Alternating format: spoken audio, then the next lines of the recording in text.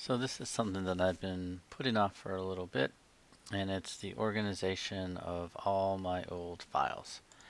If you look here, I have one of my hard drives. I've basically put in all kinds of different, you know, pieces. This is my old MacBook Pro. Folders in here. Go back to my Lacey, my MacBook, old files. And then you have the bad habit of there's all my desktop files. Random files, reference. Then you go onto my new laptop, and then I've got random files in here. CGMA, where I teach. So I just decided, I mean, it's been months and months in the making that I need to get some form of organization happening. So what I decided to do was to, in one of my auxiliary files, I have volume E, which is quite large, and I really wanted to get rid of also my Microsoft made this one day. I kind of hate it, the OneDrive. It's a backup drive system for online, and it's actually driving me a little crazy. So once I get everything organized, I will get rid of this OneDrive.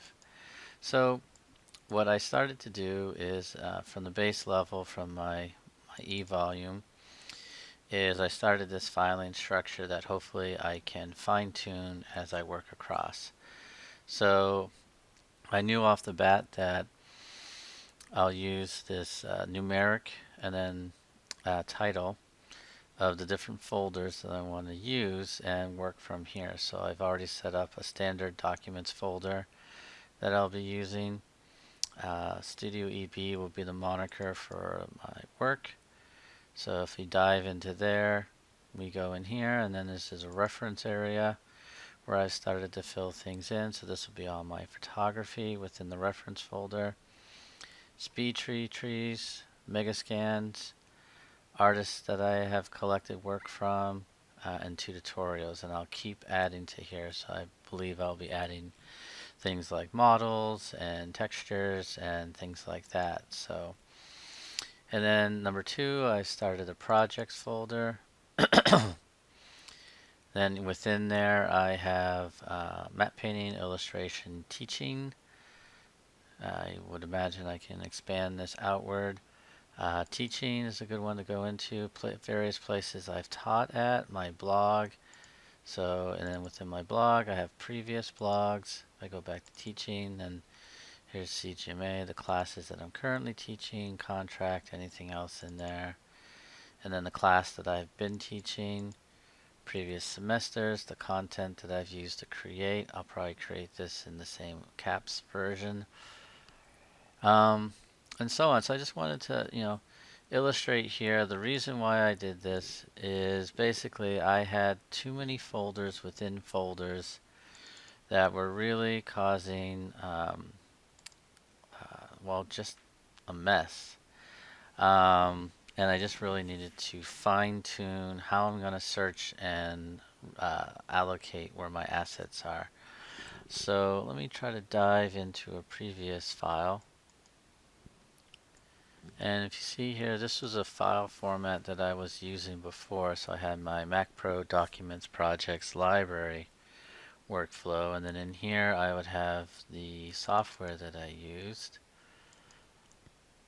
Let's say Maya, and then Maya would then have a projects folder, and then in the projects folder would have all the assets and images. And that kind of worked. I was kind of basing this off of when I was watching some early Gnomon tutorials, and Alex Alvarez, I think he uses this as his basis.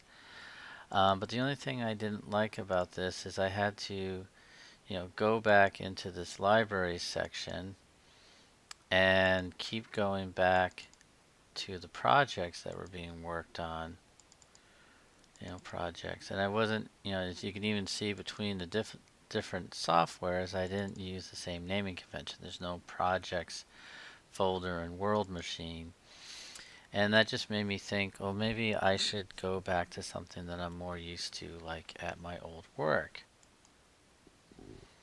So then if I did that, what I was thinking in this new file format, we go into projects, then let's say it's in matte painting. I'll have another projects folder for projects that are solely within matte painting.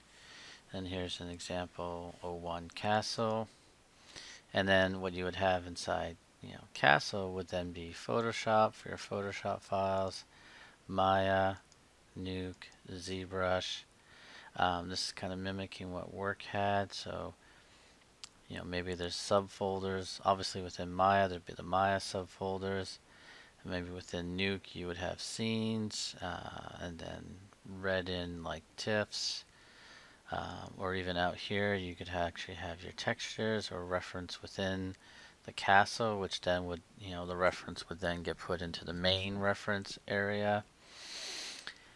And that's kind of the rabbit hole of trying to figure out this file organization. But I feel like this for me right here is kind of working, because it feels like I can expand upon these very similarly and build within these areas for more clarity. So I'm going to try this. Hopefully I'm going to need to spend a couple days to organize all my data, and of course I'm going to find out more things within there.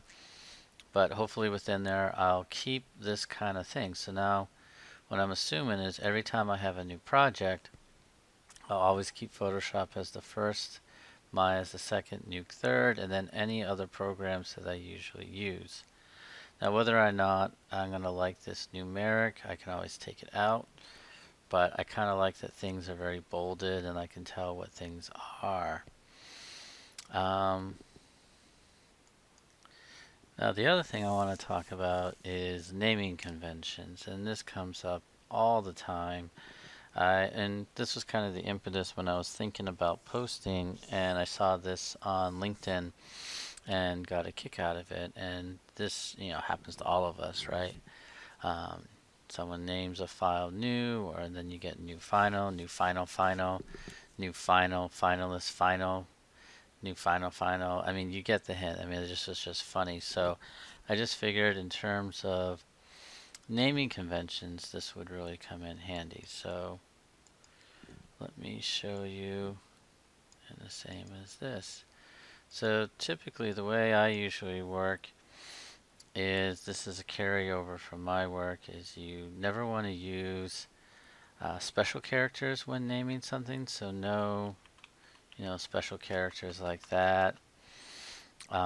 Typically for me, like if I'm working on something, it's usually based on like sequence, shot 100 at work. But if you're not working in a work environment, you're working at home, then you can be a little bit more lax. But I'll tend to use lowercase first and only uppercase when I need it. A lot of people might do, castle, capital space H for high, capital R for res or something like that. Or I'll use underscores. I'll never use spaces. You definitely want to get in the handle. I mean, mostly this is because I've used Linux or Unix, and that just causes problems. So anytime there's a space, I'll use underscore. And let's say in this instance, then I'll use, you can use V for version. I typically don't. I'll just, give a frame padding of at least 3 digits. So here, Castle 001. If I wanted, again in a work environment, I would do my name, so eBuffard underscore. But since this is at home, it is me. But if you're going to hand this off to somebody else, that's definitely handy. And then usually a descriptor, so, after the version, so setup file. And the reason this is important is now every time you do a new version, you'll do Castle 0012, 02, 03, 04, 05, and everything after the numeric underscore, you can enter a new comment field and everything will list correctly. so that 01, 02, 03, they're all stacked down. And it's really handy when working that way. And again, that's why you try not to get anywhere where you say new, newest, final. Even final is bad because typically, something can be unfinaled. But, let's say that, this was something that I was working on for a job and it was version 12 and then it was final. Well, then you might get notes coming back. So then all you have to do is do version 13. And even here you could change the final to something else, new notes, but at least you're carrying the version number so that you keep going and going and going and going. Now I think right here I just accidentally added a numeric, so it would be 4, but you can, pad it with 3. And the frame padding is this. You're basically given an extra digit per space. So this is a frame padding of 3. Add another 0. That's a frame padding of 4. Anything you want, but I typically, this will keep my files organized, that I know what everything will be and they'll save out correctly.